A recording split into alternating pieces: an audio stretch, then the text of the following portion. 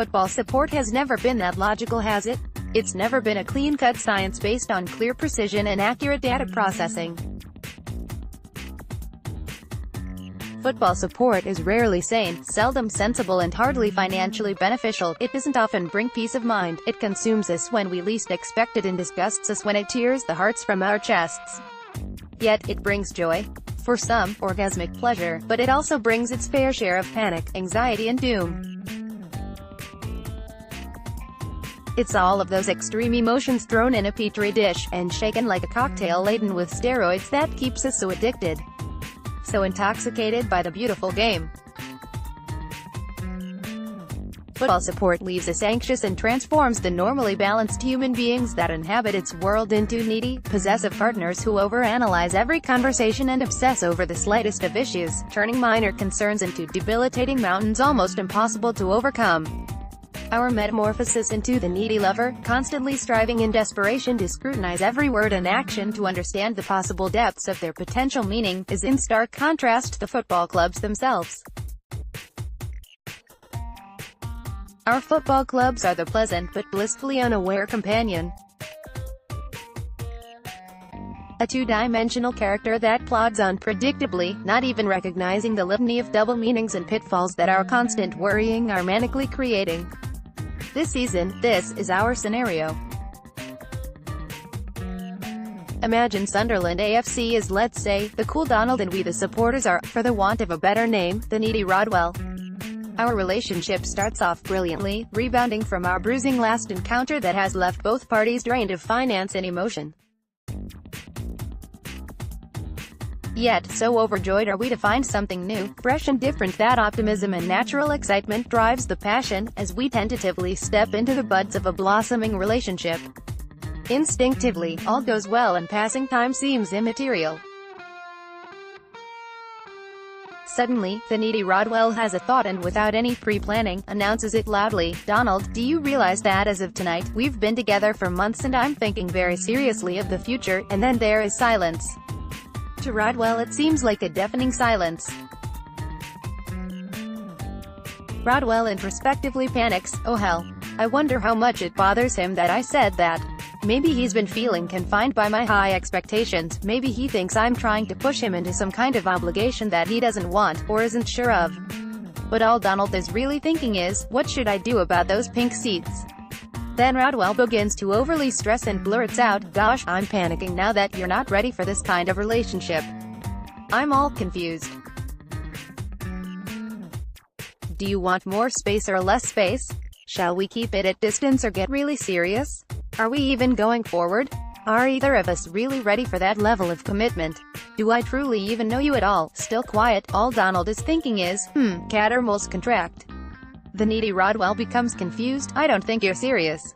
You're just not into this. You're making false promises and not fulfilling your earlier commitments. I thought I was happy, but it's all been fake. I don't want to be in this thing now if this is how it's going to go." The ponderous Donald thinks carefully on during the frantic drama. The Boggs could do with a touch of hate, he surmises. Then from a small, one-sided conversation, the relationship is on extremely rocky ground. Anxiety has superseded optimism. This week, there has been a dramatic rise in the Roker Report inbox of panicky emails and fan letters regarding the genuine commitment of Stuart Donald and Charlie Methven and their authentic ability to make their Sunderland ownership a success. Albeit, the thumping win against St Mirren certainly lifted a significant portion of the angst.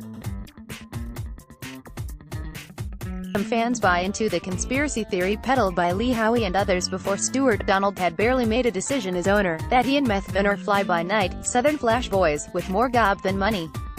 That beyond the slick exterior of promises and high expectations, there is actually very little substance. That it's a vanity project of relatively small-time businessmen, who like the prestige of owning a big club but have little in terms of capital to make any form of progress with it. Other supporters are genuinely worried about the lack of money spent in the transfer market, considering Methven and Donald both made confident and bold remarks regarding our League One potential. Thus far, without much hard cash spent, it's quite understandable that some fans are concerned that perhaps all that glitters is not gold. With 2 weeks to go until the new season kicks off, I'm certain, after very successful PR campaigns by both Methvin and particularly Donald, most supporters feel they have made a connection. This exciting ground of open and communicative ownership is new for us, and many are finding it intoxicating yet unbalanced. We rejoice at the ease of communication and then panic at what all these messages may or may not mean. Sunderland supporters are recovering from a draining, emotionally uneven and destructive relationship with our former owner, and the tailspin of those after effects is dizzying. It is little wonder we are sensitive and panic at the first sign of danger or deception. We've been burned before, countless times. We've been heartbroken on more occasions than we can remember. We've been misled, deceived and sinned against. It's wrong to be a little twitchy. Absolutely not. If we stop asking questions and halt our provocative and inquisitive nature, then we open the door for the specter of bad ownership to sneak its darkened shadow into our beloved institution. We can't stop caring, and nor should we, ever. But can it be destructive and counterproductive if we panic at the first sign of difficulty in what is unfamiliar ground for us and our shiny, new owners? Yes.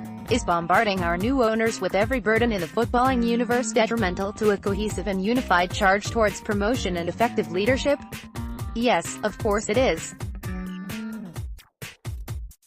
Like any needy partner, we can soon suck the life-enjoying oxygen from the once buoyant and convivial lungs of our suppressed and trapped lover. Confined by expectations, depressed by accusations and imprisoned from constant protestations, we can quickly become a force for premature distraction in a season where we simply cannot afford to be divided.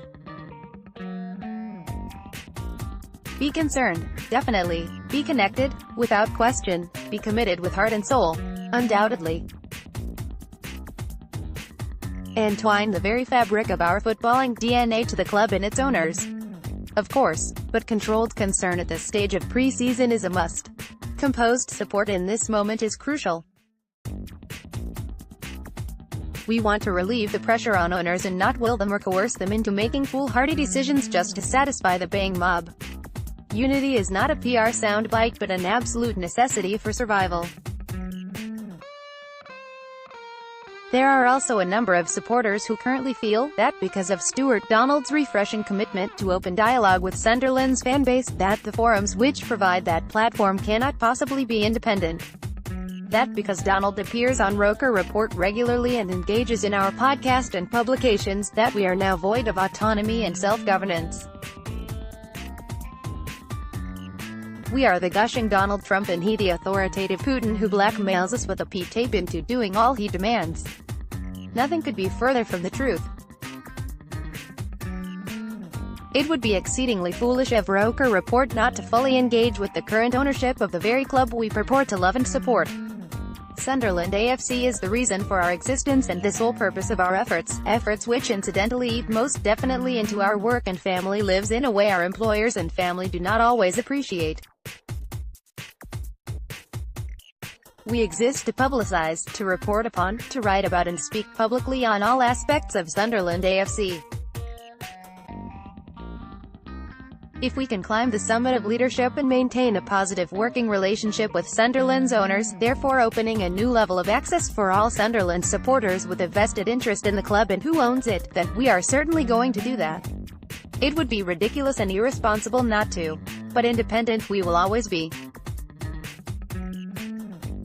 If the owners are charlatans, if they are the Dal boys of the footballing world, out to con or mislead, you can guarantee we will hammer them from now till the cows come home.